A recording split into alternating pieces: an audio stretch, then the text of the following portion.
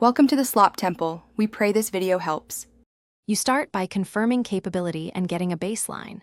Check that your phone supports the 5G band you need, Wave or Sub-6, and update OS, modem firmware, and carrier profile. Once updated, reboot the device, then run a speed test from the same spot to record baseline numbers. Make sure to note nearby towers and whether the carrier advertises 5G bands there, because knowing the band and a baseline speed tells you what improvements are actually possible. Once you have a baseline, focus on reception and routing hardware. Put your phone or 5G router near a window and higher up.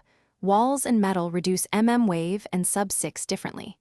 If available, attach an external antenna or use a 5G gateway to house the modem with better radios.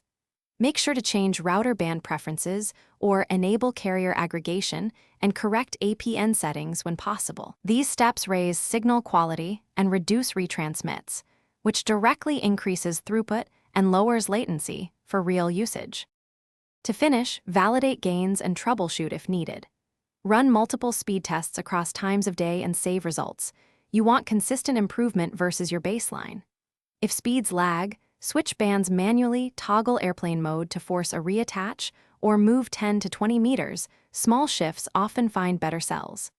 If issues persist, swap SIM into another 5G device, test a different carrier gateway, and then contact carrier radio access network support with your documented tests for deeper debugging. Thanks for watching. Consider subscribing if we helped you.